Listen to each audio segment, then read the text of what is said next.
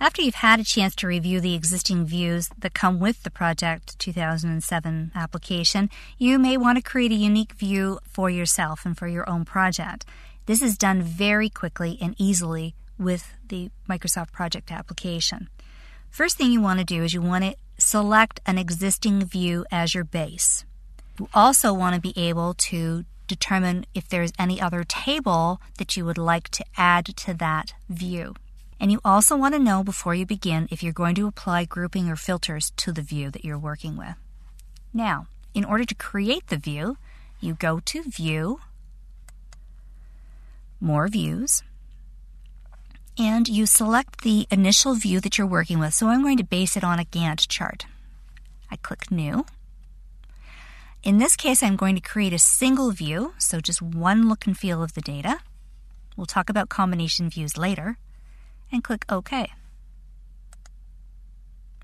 I give my view a name, so I'm going to call it Web Plan Custom View. The screen that I'm going to be working from is my Gantt chart. Again, though, you have a drop-down list of the basic views that you have for your screens that you can start from. I then want to identify what table I want to include. So I'm going to work down and look at the schedule because that's the table that I want to include in my view. I am not going to apply any groups, but the grouping would allow me to just look at complete or incomplete tasks, certain types of constraints that I'm interested in, critical tasks, and we'll look at that grouping more when we take a look at our critical path in a subsequent movie. Different milestones can also be grouped in here. I'm also just going to say no grouping for this part in time because I want to see all my information, as well as I'm going to just say give me all of my tasks.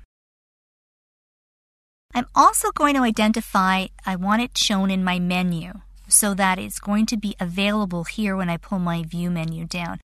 Otherwise, I'd have to open up the More Views dialog box in order for me to grab this particular custom view I'm creating. Now that I've set up my view definition, I click OK. It then appears for me in my More Views dialog box. And in order for it to be applied to the screen that I'm looking at, I select it and click Apply. And then it overwrites the information that I am seeing here. So now you see that my view identifies the start and finish dates of the particular projects as I had set them up in the beginning of my plan, and when the late start and late finish dates could come along. So what kind of leeway do I have within my schedule? In this case, because I have tried, my constraint is to have them as soon as possible, I don't have much leeway here, but at least it gives me the information that I need and I have selected in order to create my custom view. Now, you can also modify your views that way by clicking View, More Views, by using this Edit screen. By clicking on that Edit button, I can come back to my view definition screen and massage the view that I've just created. It's very important to just use that edit capability on your custom views.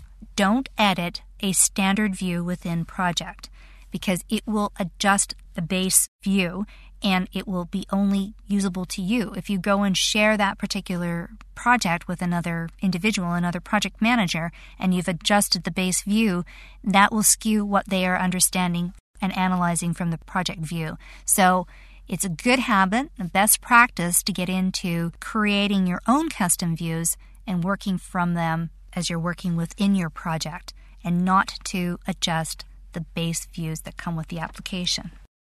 Next, we're going to take a look at what combination views are and how you can use those to analyze your project.